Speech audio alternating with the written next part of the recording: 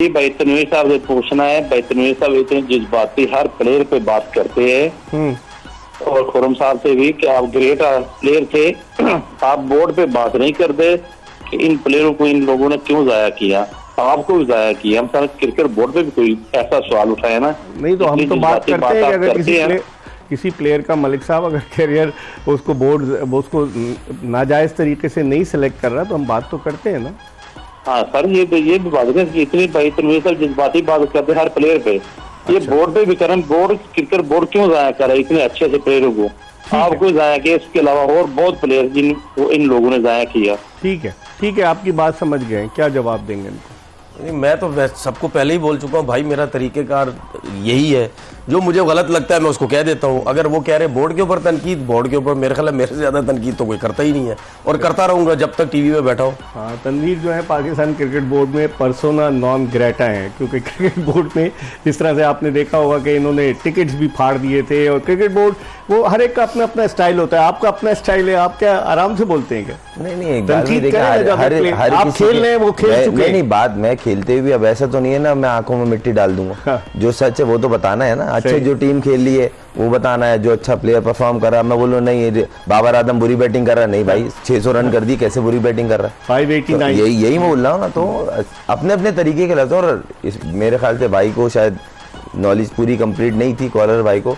मेरे ख्याल से जितना तनवीर भाई वोट के लिए बोलते कोई भी नहीं बोलता।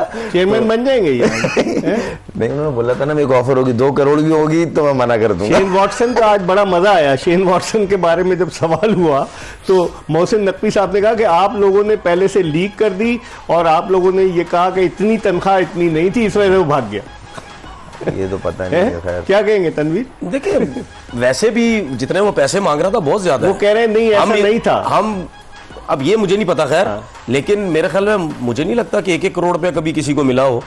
ठीक है, वो भी बहुत ज्यादा है। जा रहा था 30 लाख रुपए में। देखिए वो मैं उस पैसों की बात खैर नहीं करता, जिसका जो लेवल है उस हिसाब से उसको मिलना चाहिए। लेकिन उसके साथ मैं कहता हूँ, अब मुझे एक चीज बताया, अब लोग मुझे कहते हैं तनकीद करता, मैं तो इसके हक में भी नहीं था, शेन वॉटसन के हक में, कि भाई वो कोचिंग वगैरह ना कोर्सेज उसने पता नहीं किए भी हैं, ये इतना एक्सपीरियंस ग्लैडिएटर्स लेकर आई थी ना। देखिए ये अच्छी चीज है, अगर किसी कंट्री में जाके किसी भी लीग्स में जाके अब प्लेयर्स कर क्या रहे हैं, प्लेयर्स यही कर रहे हैं, लीग्स में जाके कोचिंग करते हैं, कोचिंग एक्सपीरियंस लेते हैं, कोचिंग कोर्सेज करते हैं, उसके बाद जाके वो किसी बड़ी टीम में जो लग जाते हैं। बाकी आपने चेयरमैन की बात की थी, मैं इधर नॉर्मल नौकरी के चक्कर में नहीं हूं तो आप कह रहे हैं चेयरमैन बन जाएगा। अच्छा, लेकिन एक चीज और बताऊं शेन वॉटसन के हवाले से, ताकि हमारे नाजरीन को भी पता चले और खुर्रम मंजूर और तनवीर अहमद से भी इनकी राय जानेंगे कि सरफराज अहमद को क्यों नहीं खिलाया गया।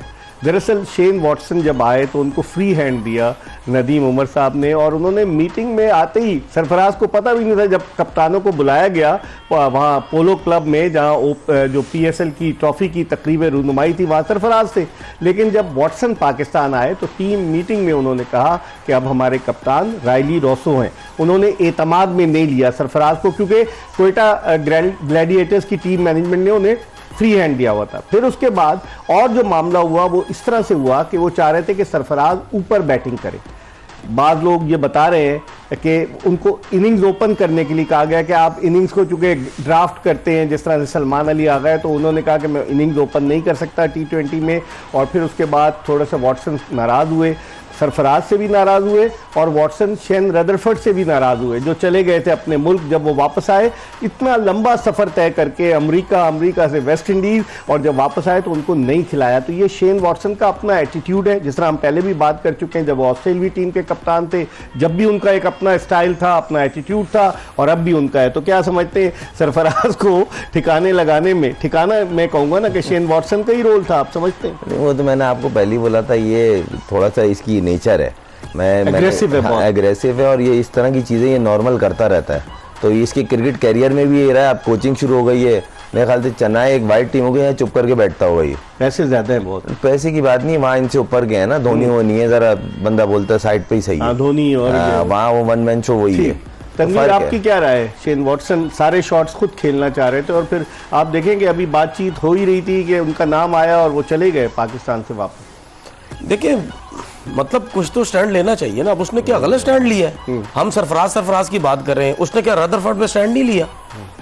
स्टैंड लिया ना। लेकिन वो एक प्लेयर को जिसने T20 में ओपनिंग नहीं की उसको ओपनर बनाना चाह रहा था। नहीं देखिए तो स्टैंड तो फिर उसने गलत लिया ना, ओपनर बनाना चाह रहा। वो देखिए सऊद शकील की मिड में जगह नहीं बन रही थी, तो जिसकी वजह से उससे ओपन कराई। देखिए समझो गैम्बल किया उसने, हम एक हिसाब से ये सोच ले गैम्बल हो गया, लेकिन उसने उस चीज को गलत साबित कर दिया। उसने शेन वॉटसन को नहीं, उसने हमें भी गलत साबित कर दिया। लेकिन उसके बाद अगर सरफराज की परफॉर्मेंस नहीं थी, मैंने पहले ही बोला था कि जिस दिन वो कप्तानी से हटा उस दिन वो टीम से भी जाएगा, और अगले साल अगर ये रह गया शेन वॉटसन, ये अगले साल भी नहीं खेलेगा। मुझे लगता है आपको लगता रहेगा शेन वॉटसन अगर रह गया, क्योंकि मुझे नहीं लगता एक आध साल के लिए आया होगा, वो आएगा।